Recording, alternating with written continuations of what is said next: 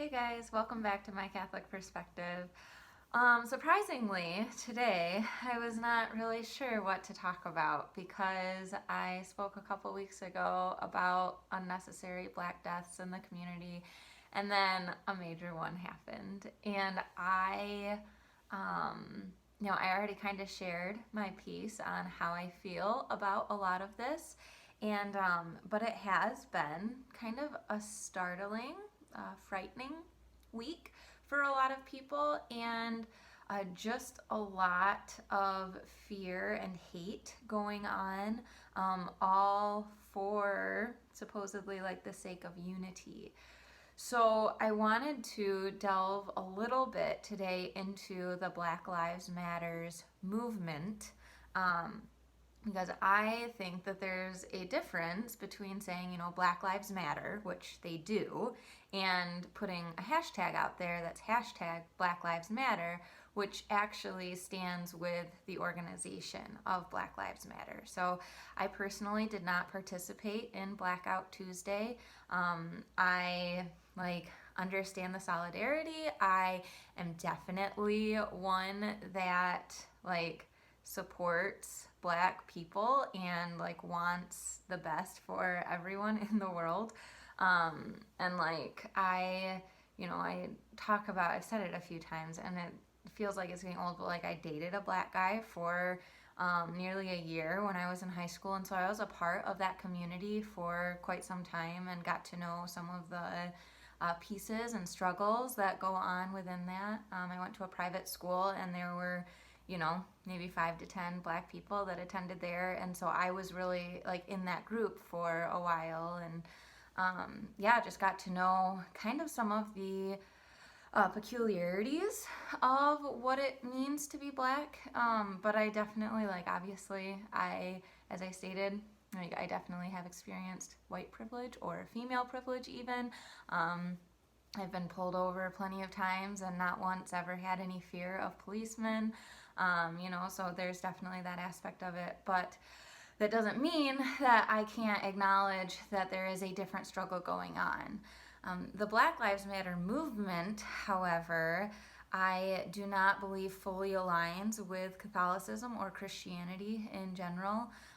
Trent Horn did a podcast recently, just this week, that it was really good. You can go to trenthornpodcast.com to find it. And it's about how right now the gospel needs to be the focus of any message that we would send out. It's about redemption, but when we look at the Beatitudes, right? I have them pulled up here because I should have them memorized, but I don't. But blessed are the poor in spirit, for theirs is the kingdom of heaven. Blessed are those who mourn, for they will be comforted. Blessed are the meek, for they will inherit the earth. Blessed are those who hunger and thirst for righteousness, for they will be filled. Blessed are the merciful, for they will be shown mercy. Blessed are the pure in heart, for they will see God. Blessed are the peacemakers, for they will be called children of God. Blessed are those who are persecuted because of righteousness, for theirs is the kingdom of heaven. Blessed are you when people insult you, persecute you, and falsely say all kinds of evil against you because of me. Rejoice and be glad, because great is your reward in heaven, for in the same way they persecuted the prophets who were before you. So we have, the whole blessed are those who are suffering, for God is with them, right? That's the summation of all of this. Blessed are those who are struggling in this life, because for their reward will be great if they're able to suffer peacefully and gracefully. And this isn't blessed are the poor in spirit who go out and riot. Blessed are those who are mourning, who take it out in this aggressive way. That's not what these verses are saying.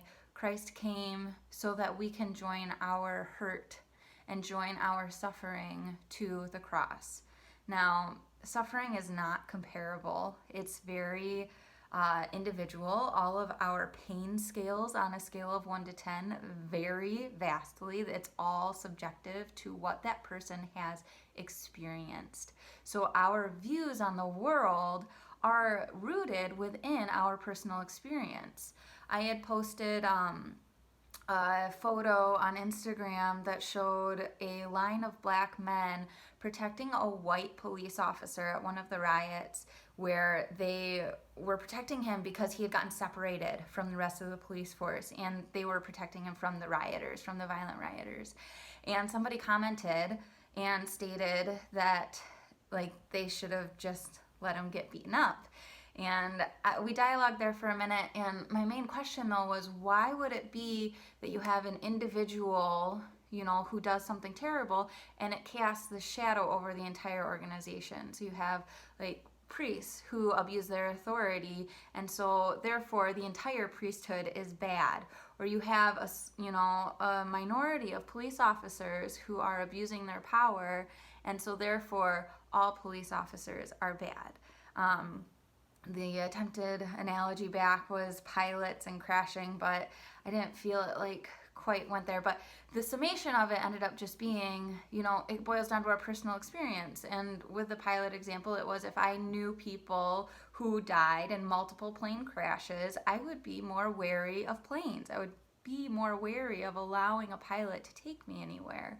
Just as in the black community, they have faced more police brutality. Like, I don't know anybody in my white community that has been like arrested and thrown on the ground. I try to surround myself by good people, but that's not to say, you know, there are plenty of good black people that this has happened to. George Floyd, I mean, you know, it was a $20 counterfeit bill that he got called in about, and like they're saying he very well could have not even known that he was passing a counterfeit bill, just as I would likely not know if I had a counterfeit bill in my hand. So there's a lot that goes into what shapes our views in the world. And so with Black Lives Matter, if somebody wants to support everything that they stand for, that's like more power to you. Okay, that's like based on your experience. I am a firm believer in democracy and people like doing what they believe as long as it's not harming other people. And even in that, like, we still see like the kingdom of God belongs to those who are suffering and poor in spirit. So, you know, the end goal is heaven. The fear of death or the fear of something terrible happening to us is real, like, because we're human and we're emotional and everything else. However, that is still like there's goodness that lies beyond our death. So there's but our personal experiences. So with Black Lives Matters, there are certain things that I can personally stand behind, and there are other things that I'm not too sure agree with Catholicism. And I think that everyone who is Christian, all the pastors, anyone who has done Blackout Tuesday, has good intention behind it. Like, it's like, yeah, all black people should be equal. Why is it even a question of whether or not you would post a black square on your Instagram profile? And if you don't, like, how could you not? So first and foremost, the platform Black Lives Matters is constructed around 6 core demands. So the first is ending the war against black people. The second is reparations for past and continuing harm, investment in education, health and safety, and divestment from exploitive forces, economic justice for all, community control of laws and institutions, and independent black political power. So that's kind of the overall arching ideologies behind Black Lives Matters. And while some of them are definitely like in line with Christianity and making sure that everybody's equal and everybody is given the same amount of dignity and inherent respect, there are still aspects in there that end up being incongruent just with some beliefs based on our personal experiences. There are different things that different people like, and there are great arguments on both sides of that, right? You can be an Apple person or an Android person, and you can find whatever stances you want. Like, I will fight for Apple every day of the week, and there's somebody else out there who can sit there for Android and say there's no way I would ever buy another Apple. Like, it has to be Android. And so there's that there are those pieces of personal experience that shape everything about how we view the world. But I do want to talk about just a couple, because when I was talking with my husband about it, he was like, "Are you sure? What's your source?" And so I did a lot of digging. The overarching deal with defunding police departments is you have the co-founder, Patrice Cullors, saying that only radical shifts can stop law enforcement violence. So the whole goal behind the Black Lives Movement is to take funding away from the police department so that they can no longer have the tools, or like, guns, batons, tear gas, all those things, have the weapons that they have used in the past to harm Black communities. So basically it's saying take away what they're utilizing to harm us so that they can't do it anymore, and then reinvest that money into Black communities. I don't necessarily at this point disagree with race-based reparations. I think that there is some technicalities in a bill that would need to be written up. I read a bit about like the reparations that were given to the Japanese. And there were just a lot of issues in how that bill was written, where people who deserved the money didn't get it, and it was put in special accounts, and it would have to be systematically and like prudently talked about and discerned. And I'm not the person to make those decisions, but I don't know why that would necessarily be a bad thing altogether. So, like I said, it's not like I'm like saying Black Lives Matters is a terrible organization. I'm just saying we need to be educated in what they're standing for and what it is when we post that black square. What are we actually saying that we stand for outside of, Black lives should be equal and police brutality is bad, which is the overarching feeling right now. However, the very first platform that Black Lives Matters came out with was universal income, was saying everyone should get a check for a certain thing to abolish poverty. There's a call to the end of charter schools to make education more equal, because, the likelihood that a Black person would go to a charter school is so much less than a white person. Like I said, there were maybe like 10 Black people in the group that I hung out with in high school, and that was like all the grades. Like all of those lockers were all in the same area, and they all hung out in the same spot in the hallway. And it was, you knew. I mean, I went to elementary school with a single Black guy, and he was raised by white parents. Like he was adopted. No, his mom was Black, dad was white. So maybe he's mixed.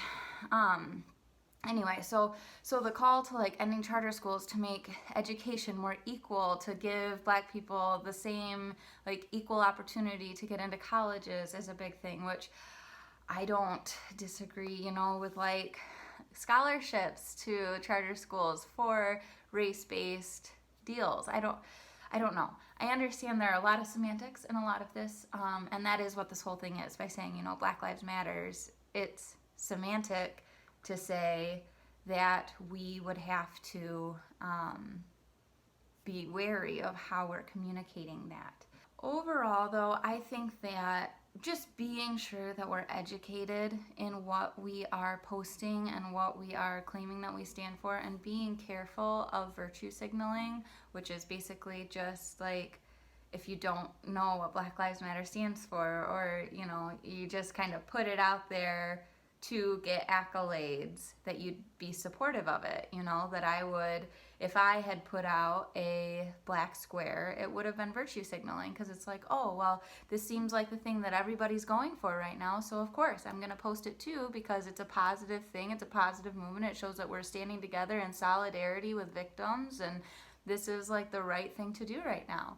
But if the full depth of research is not done behind it, we can end up looking like we're supporting something that isn't actually congruent with what our underlying beliefs and underlying personal experiences and just underlying thought of how we believe the world should be. I did a video maybe 2 weeks ago about how the government should act, and one of those pieces is law enforcement. It is a Catholic belief that law enforcement is essential to help keep society running the way that it should. And so to defund the police department, while I understand the motive and the intent, and like I said, if that is how a particular community feels, like then support that and, see how it plays out. If it goes great, then wonderful. And if it crashes and burns, then you can always fix it and try to bring it back and do whatever needs to be done to make the radical shifts happen. But I would just strongly recommend doing research on it. Be wary of the virtue signaling, and ultimately, it's the same thing that it always is. Our witness is one interaction at a time. It's not something that needs to happen on a grand scale. It's not something that, we don't have to fix it all.